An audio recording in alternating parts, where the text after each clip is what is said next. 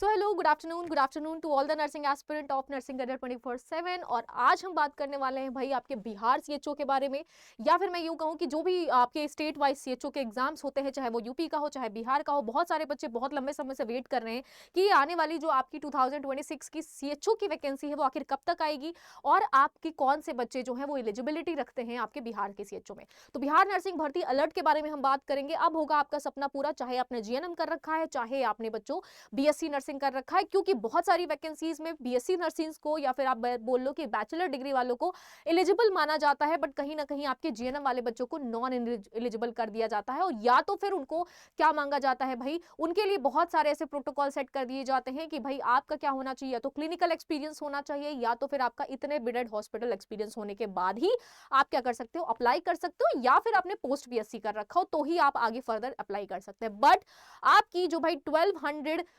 सीसीएचएन करने के लिए जो आपका एक पोस्ट सेक्शन किया गया है, उसके लिए आपकी एलिजिबिलिटी क्या होनी चाहिए, तो इस वीडियो में हम उसी चीज के बारे में बात करेंगे बच्चों। और जो भी बच्चे बिहार से हैं और सीएचओ के लिए वेट कर रहे हैं, उनको बिल्कुल भी निराश होने की, हताश होने की जरूरत नहीं है, क्योंकि आने वाले समय में आपको अ लॉट ऑफ वैकेंसीज देखने को मिलेंगी बिहार स्टेट में। तो चलिए बात करते हैं। अगर हम यहाँ पे बात करें बच्चों आपके एलिजिबिलिटी क्राइटेरिया के, तो बहुत सारे बच्चों के दिमाग में होती थी ये बात कि अगर हमने बीएससी नहीं कर रखा है या हमने पोस्ट बीएससी भी नहीं कर रखा है, हम सिर्फ सोच रहे हैं कि हम पोस्ट बीएससी करेंगे, बट अभी तक फुलफिल नहीं हो पाया है, ना हमारा कोई एक्सपीरियंस है, ना हमारे पास कोई चीज है, ना हमने गैप ले रखा है, ना हमने मास्टर्स कर रखा है, तो हम क्या करें मैम, क्या हम अप्लाई नहीं कर सकते? तो बच्चे बिहार सीएचओ के लिए अगर अब जो है 2026 की जो वैकेंसीज आएंगी और जो आप आगे आने वाले वैकेंसीज देखोगे, उसमें जो है बच्चों वो आपके लिए जीएनएम को भी एलिजिबल कर दिया गया है। पहले आपका क्या था भाई, बीएससी पोस्ट बीएससी अगर आपने कर रखा है, बीएससी नर्सिंग कर रखा है, एमएससी कर रखा है, तो ही आप सीएचओ के लिए, कम्युनिटी हेल्थ ऑफिसर्स के लिए अप्लाई कर पाते थे।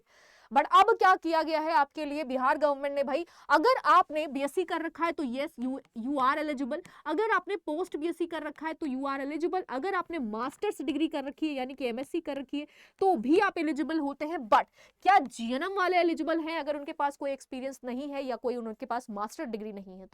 तो यहाँ पे हम बात करेंगे कि जीएनएम के लिए भाई आपकी बिहार गवर्नमेंट ने साफ साफ ये चीज बोल रखी है कि अगर जीएनएम अप्लाई करेगा तभी कर पाएगा जब उसके पास सीसीएचएन सर्टिफिकेट होगा। ठीक है, अब ये सीसीएचएन सर्टिफिकेट की जो फाइट है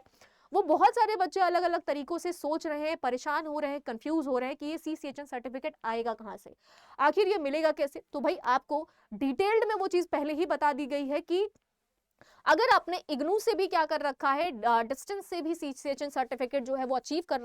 रखा है, सर्टिफाइड हो, तो भी आप अप्लाई कर सकते हो वैकेंसीज के लिए। तो यहाँ पे जो आपकी जीएनएम के लिए सीसीएचएन सर्टिफिकेट के लिए भाई कैसे मिलेगी, 1200 पोस्ट यानी कि 1200 अलग अलग सीटों पे आपको क्या किया गया है, ये सेक्शन कर दिया गया है ऑलरेडी कि जैसे ही क्या होगा आपका इग्नू से भी, डिस्टेंस से भी क्या कर सकते हो, आप सीसीएचएन सर्टिफिकेट जो है वो अचीव कर सकते हो। एंड देन जैसे ही बच्चे सर्टिफाइड होते हैं, उनको आगे जाके इन फ्यूचर में अलग अलग टाइप की वैकेंसीज में वो क्या हो सकते हैं, एलिजिबल हो सकते हैं और आगे अप्लाई कर सकते हैं। ठीक है, तो इस वीडियो में भाई ये जो चर्चा है कि जीएनएम वाले जो बच्चे हैं वो क्या अप्लाई कर सकते हैं, नहीं कर सकते, सीसीएचएन होना ही जरूरी है, या फिर बिल्कुल ही विदाउट सीसीएचएन हम एलिजिबिलिटी रखते हैं, या फिर हमने मास्टर्स कर रखा है तो भी हम एलिजिबल हो सकते हैं। तो बच्चे अगर आप बिहार स्टेट के किसी भी वैकेंसी को टारगेट कर रहे हैं, स्पेसिफिकली कम्युनिटी हेल्थ ऑफिसर बनना चाहते हैं, तो आपके पास जीएनएम होने के साथ साथ सीसीएचएन सर्टिफिकेट होना भी इंपॉर्टेंट है। और उसके लिए बिहार गवर्नमेंट ने 1200 पोस्ट जो है वो सक्षम कर दी गई है।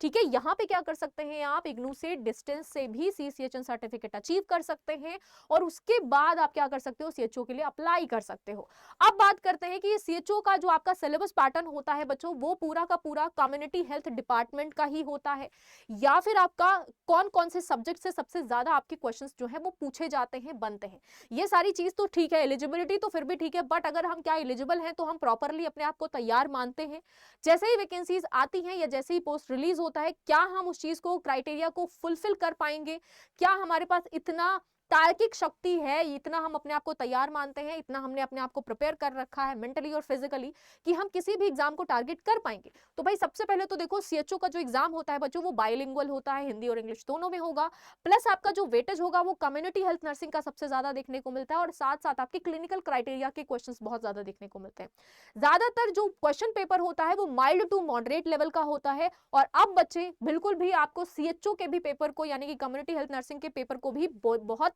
नॉर्मल वे में नहीं देखना है, ठीक है। बहुत अच्छे से उसकी प्रिपरेशन होनी चाहिए, हल्के में बिल्कुल भी नहीं लोगे, क्योंकि रिसेंट के जितने भी आपके कम्युनिटी हेल्थ ऑफिसर्स के, जो कम्युनिटी हेल्थ नर्सिंग के जो आपके एग्जाम्स हो रखे हैं, सीएचओस के जो एग्जाम हो रखे हैं, वो भी काफी अच्छा वेटेज रखते हैं और काफी अच्छे क्वेश्चन फॉर्म करते हैं, ठीक है। तो बिल्कुल भी हल्के में नहीं लेने का, आपको प्रैक्टिस बहुत अच्छी करनी है। और उस प्रैक्टिस के लिए आपको क्या करना है बच्चों,